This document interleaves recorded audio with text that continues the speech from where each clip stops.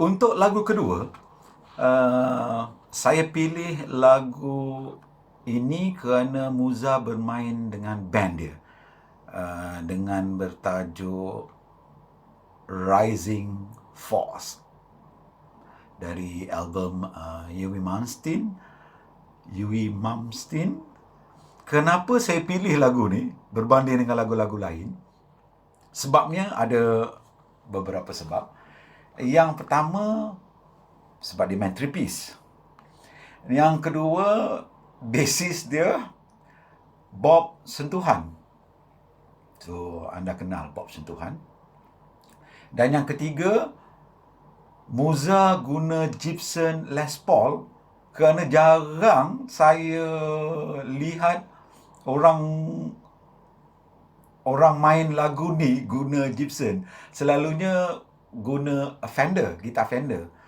Okey, yang keempat, drummer yang main dengan grup ni, dia tempo dia konsisten, menggunakan double pedal, dan dia fit kepada bass dengan gitaris. Okey, mari kita layan lagu ni, ya.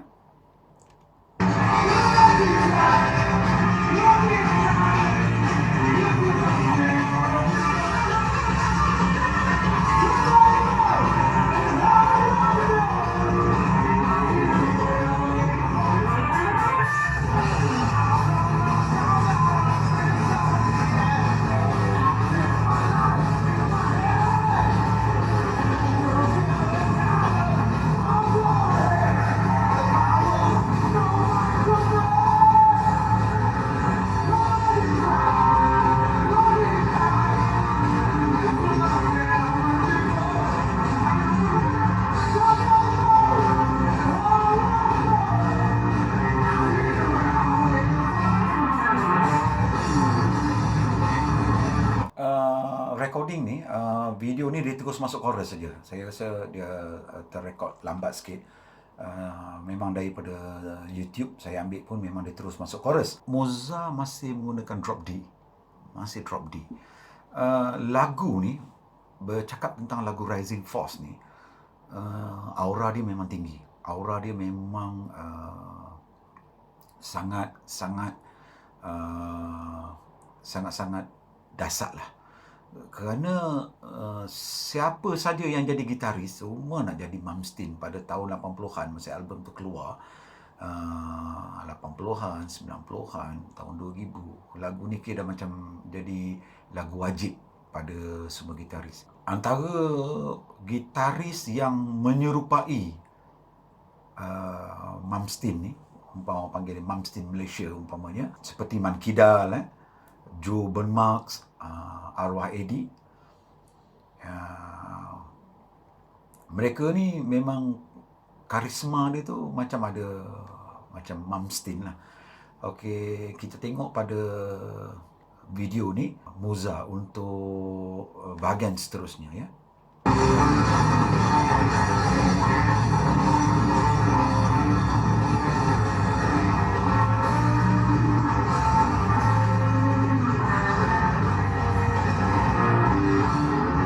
Anda pernah dengar line ni?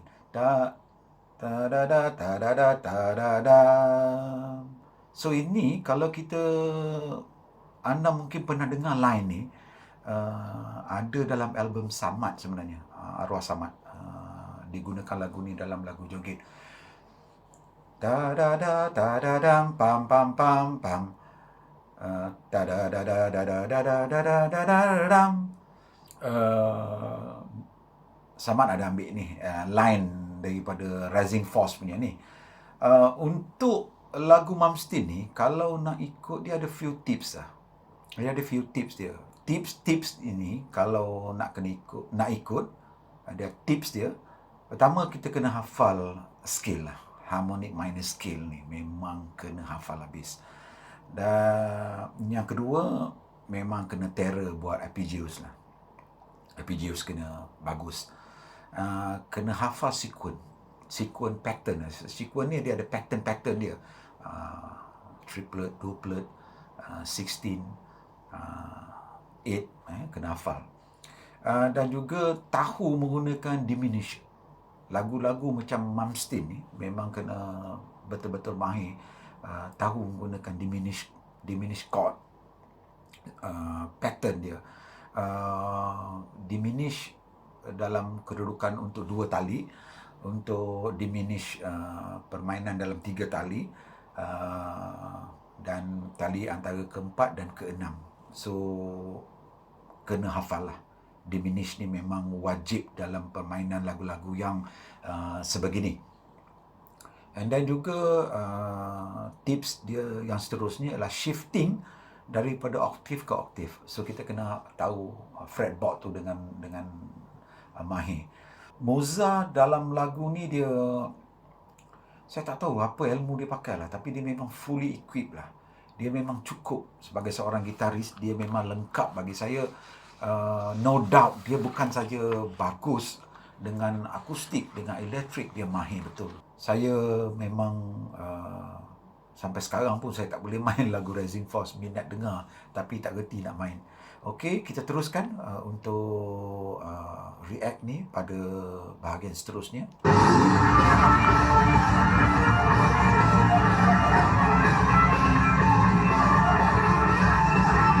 So itu dia shifting octave, taradam taradam taradam taradam. Okey, reverse sikit.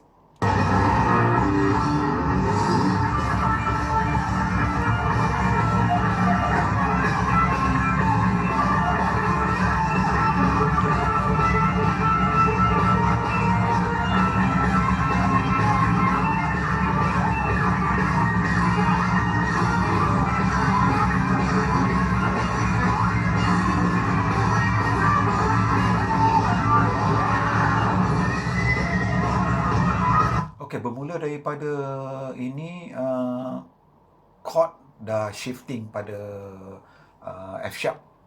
Tapi muzik ni dimulakan dengan solo. Kita boleh dengar nanti solo ni dalam F sharp tadi yang saya cakap tadi. Dan juga after that dia pergi ke chord yang satu lagi, dia pergi G minor. Tapi apa yang saya nak kongsi ni, lagu ni Malmsteen dia tuning dia dalam E flat, tuning E flat, dia bukan drop D ya. Malmsteen memang E flat. So Mozart tuning in D. Tapi bila kita tuning in D ni, dia automatically kita tak ada masalah pun dengan permainan, sebab memang pitch tu turun. Tapi position kita bermain tetap sama macam biasa, macam 440 juga. Okey, kita buat react sedikit tentang mulanya solo yang tadi saya cakap, daripada F sharp seterusnya kepada another chord.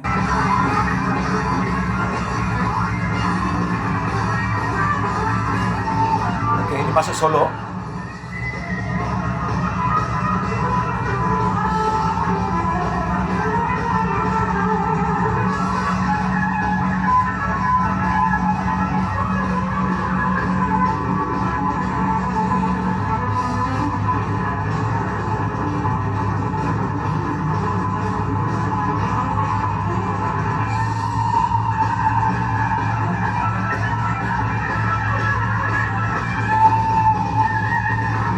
Kita tengok ada 3 section solo dekat sini.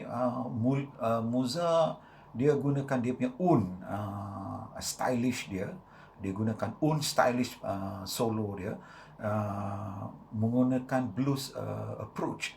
Dia ada mix blues dekat situ. Phrase yang kedua pula, solo yang kedua saya tunjuk tadi yang begini tadi, ini ke begini itu Mozart dia gunakan blues approach juga, sehingga kepada phrase yang ketiga, pattern yang ketiga tu dia balik kepada classical approach Malmsteen tadi tu. So kalau original Malmsteen pun memang pada solo ni dia akan menggunakan blues approach juga. Blues approach ni dia lebih bervariasi untuk kita solo. Kita teruskan.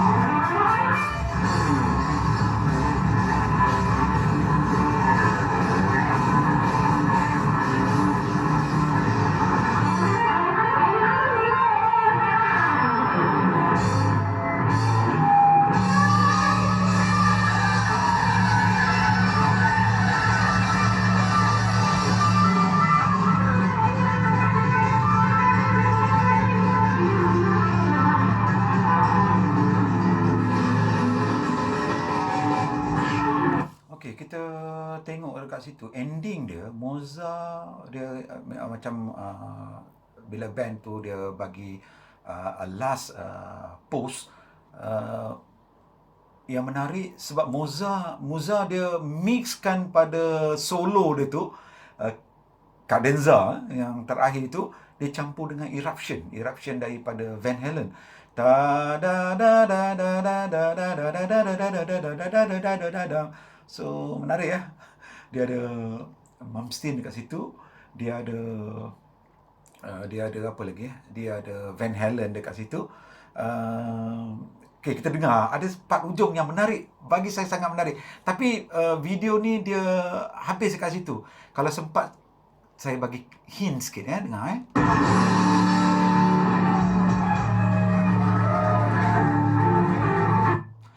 Okey, kita dengar. Pam pam pam pam padadam pam pam pam. So kalau dengar line tu, itu lagu Iron Maiden. Is waiting in the lagu Iron Maiden. Maknanya dekat sini Mozart ni dia punya library file besar. Dia bukan hanya dia main Malmsteen, tapi dia ada package-package lain dekat belakang dia.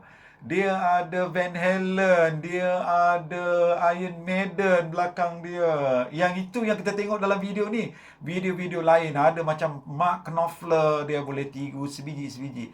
Luar biasa betul lah Mozart ni. Okey, ini idea dalam performance. Tadi tak sempat. Memang video tu habis kat situ. Sekarang dia pergi run balik pada yang pertama. Okey, di situ sajalah yang boleh saya kongsi pada anda pada dua lagu Mozart dalam sesi react ini. Apa yang boleh saya simpulkan ialah kemahiran Mozart ni sangatlah mengagumkan. Mozart ni bukan sebarang-sebarang orang. Bagi saya dia memang lengkap, package yang lengkap lah. Saya doakanlah dia cepat-cepat berada dalam industri ni. Kita perlu orang yang berbakat besar macam ni. Bukan saja package yang lengkap, yang mengagumkan saya, tapi dia bermain gitar dengan menyanyi dengan baik, ya, yang membuat yang saya sebut tadi, tiga triangle tadi, is hubungan tiga tadi, iaitu ada gitar, nyanyi dan juga loopsnya kalau dia bermain dengan kalau dia nyanyi secara solo. Tapi kalau dengan band, Mozart betul-betul keluarkan dia punya kepakaran dia dalam untuk three-piece band tu. Memang boleh dengar dia betul-betul dia faham karakter three-piece tu. Bob sentuhan ni pun satu hal juga ni. Memang dahsyat dengan Bob. Apa sangka Bob. Seterusnya, yang menarik tentang Mozart ni ialah tempo dia. Tempo dia dengan gabungan soul yang kuat tu. Sebab apa dia punya soul dengan tempo yang kuat tu? Sebab dia didedahkan dengan muzik yang bagus. Input-input yang baik. Jadi bakat dia pula memang bakat yang sudah tentu semula jadi. Sudah pasti dia mempunyai semangat yang kuat. Saya rasa dia memang praktis dia mesti kuat ni. Mesti ayah dia perhati dalam proses ni. Ayah Mozart juga menjadi seorang pemerhati dalam proses permainan dia. Okey, jangan lupa subscribe YouTube channel Mozart, ya. Mozart himself, kita support Mozart. Dan untuk Mozart pula, selamat maju jaya, teruskan karya anda. Anda mempunyai bakat yang luar biasa dan saya kagum dengan kejayaan anda. Semangat terus, ya. Sekian saja, sampai jumpa lagi. Bye.